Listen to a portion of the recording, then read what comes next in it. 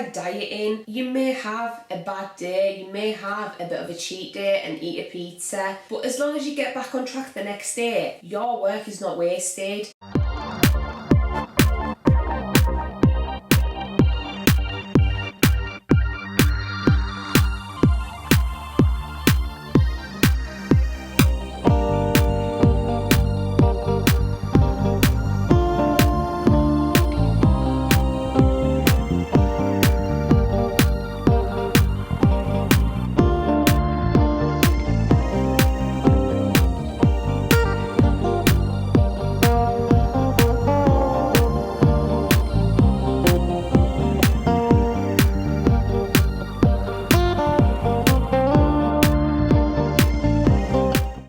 And welcome back to my YouTube channel. Now that Christmas is over, I think we need to get back to being responsible with our money and budgeting effectively for the year ahead. So this is actually the perfect time to create a budgeting plan, which I know is a bit of a boring subject. However, in this video, I want to tell you how to budget like a boss to make sure you hit those financial goals in 2021. So before we jump in, if you could hit this video with a like as well as subscribe to my channel down below, it really helps me to grow and achieve my target of 1,000 subscribers by the end of 2021, and I'd love you to help me on that journey. So without further ado, let's jump right into the video.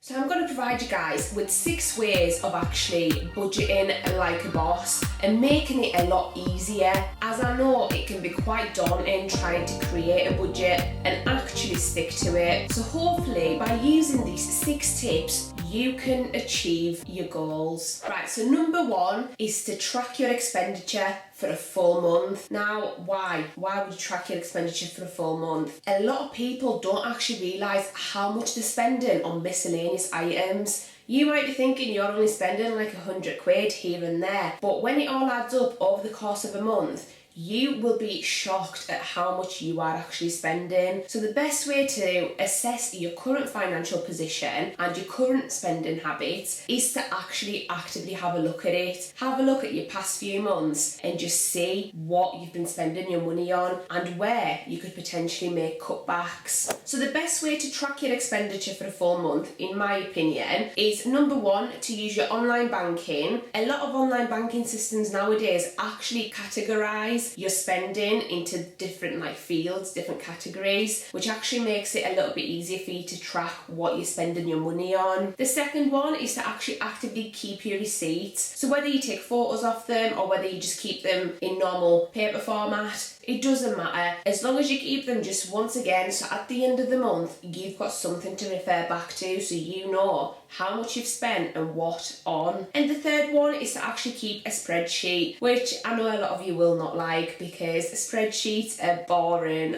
they are so boring. I personally love them, but obviously I'm into finance. For those people who aren't really into finance, they probably hate spreadsheets and it's the dreaded S word to a lot of people, but ultimately it does help. So do get a spreadsheet set up, as it will help you to actually monitor what you're spending your money on.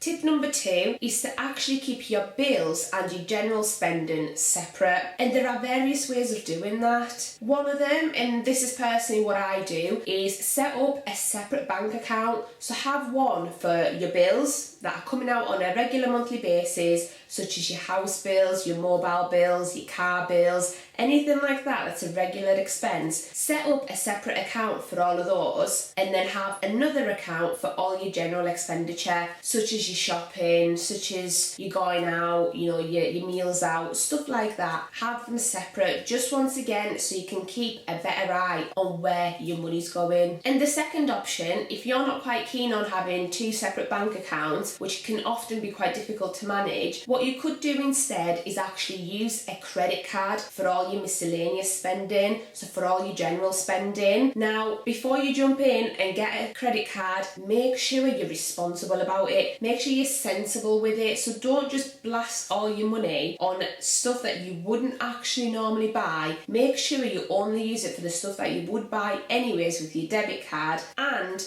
pay it off in full every month. Do not let the balance just sit there, because it'll just create a problem further down the line. And also, with majority of credit cards nowadays, the interest that is charged on them is pretty high, so it's just an unnecessary expense. So make sure you do pay the credit card off in full every single month, but ultimately use it to track your spending. Number 3 is to actually set up a savings goal. And to be honest, I feel like that's where I've been going wrong in the past, in that I've not actually been actively setting myself a savings goal. Yeah, I've been setting myself a budget that I've never really stuck to that much, because I just never had that end goal in mind. Whereas if you set yourself a proper, specific, measurable goal, or like a SMART goal, you know, if you know what SMART stands for, that allows you to actually have that goal in mind at all times. So when you are looking at those new heels, you can then think back to your goal and think, well, actually, I don't need those heels, and if I don't buy them, I'll get to my goal quicker. So it just allows you to have that extra bit of motivation. And the goal could be to save for either a holiday, for a new car, for a house deposit, any of those. It's completely up to you what you want to save your money for. And key in this one is to make sure it is measurable. So make sure it's very specific in that, for example, I want to save £500 by March. So that gives me 3 months. How am I going to do it? Right, break it down. How much am I going to have to save a month to get to that goal? When you get specific, you are way more likely to actually achieve what you've set out to achieve. So do set yourself some reasonable, so you know, goals that you can actually achieve. So I mean, don't set yourself a goal of saving 100k if your salary is 21. Do you know what I mean? It doesn't quite work. So yeah, make sure they're reasonable but measurable and ultimately achievable. So those were the tools of how to actually start to budget. Now let's talk about staying on track, because ultimately that's where a lot of people fall down. That's where a lot of people actually fail, because you know, they've set up this amazing budget, but ultimately it gets to February and everything's gone out the window because you've just not stuck to it, you've not tracked it, and you've not monitored it. You don't know where you are, how much progress you've made, and it just all goes to pot. So let's talk about staying on track, and that's my tip number 4, is to set up a monthly reminder in your phone to actually assess where you are. So for example, if you've set up a spreadsheet, set up a reminder in your calendar on your phone to go off at the end of every month that you have to update to see how much you've actually spent compared to what you were going to be spending, how much you've earned compared to what you thought you were going to earn, and just compare it all to see, right, where am I actually overspending at this stage, and then use that to create a plan going forward. So what you have to remember is that this isn't like a static thing. You know, you need to play around with it throughout the year. You need to adapt it to your situation, because just because you're in one place in January doesn't mean you're going to be in that exact same place in April, for example. Things change. You know, you could have had an expense that you weren't putting into your budget. You know, your car could have broke down and cost you £1,000 to fix that you weren't budgeting for. So make sure you always go back and actually adapt your budgeting. So if you need to reduce your savings goal because actually you've realised a few months down the line that you're not going to be able to hit it, instead of giving up altogether, just amend it slightly, reduce it by a couple of £100. Make sure you still do it. Don't just give up, carry on, and it will pay off. And ultimately, don't be too harsh on yourself. It's like dieting. You may have a bad day, you may have a bit of a cheat day and eat a pizza, but as long as you get back on track the next day, your work is not wasted. It's when you then fall off the wagon and carry on on every single day, that's when you're going to notice everything falling apart. So make sure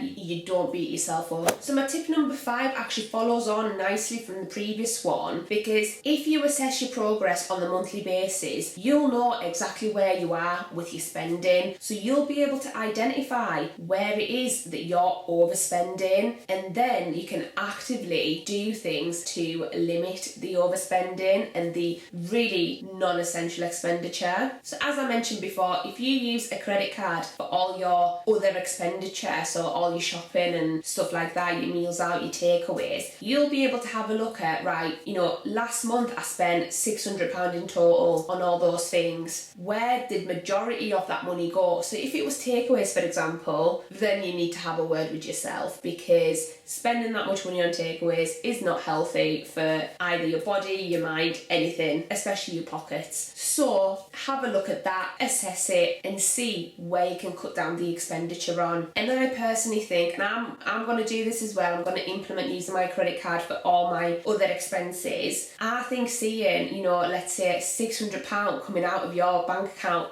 in a wanna, instead of, you know, £20 here, £30 there, £10 there, is going to hit you really hard. And I think that's exactly what people need. So it is a really good way of actually looking at your expenses and thinking, right, something needs to change. So do implement that. And my tip number 6 is to have fun. I know when people mention budgeting, you automatically think fun suckers. You know, I don't want to budget. Why should I budget? It doesn't have to be a nightmare. Budgeting is there to assist you, to help you reach your financial goals. It is not there to make your life miserable. So have fun in the process. If you want to go out with your friends, go out. You know, you don't have to stop doing the things that you love just because you're trying to save money. That's not how it works. The point is to make the right choices. So yeah, go out with your friends, but if they're asking you to go out every weekend, then you need to assess whether that's worth it. Going out once a month, you know, yeah, brilliant, but going out every weekend and spending loads of money is probably not ideal, and it's probably going to take you away from achieving your goals. So just make sure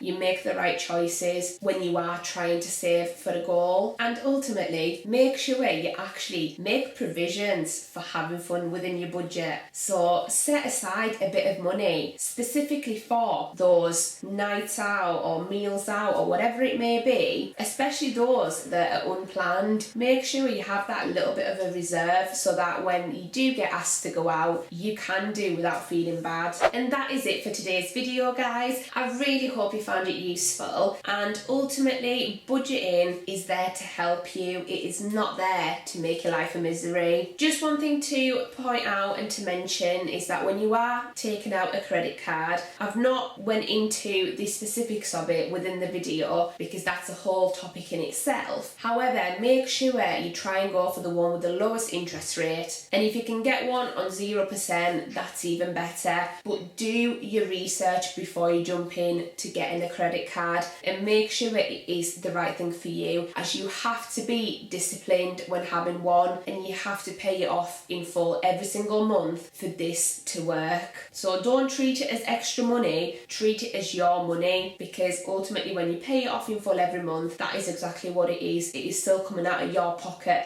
every single month. So if you like this video, please give it a like, and also subscribe to my channel down below. And if you have any questions or any suggestions, please pop them in the comment section down below. I do read them all, and I'll respond to as many as I can. So with that being said, thank you for watching, and I'll see you guys on Friday with a brand new video. Bye guys!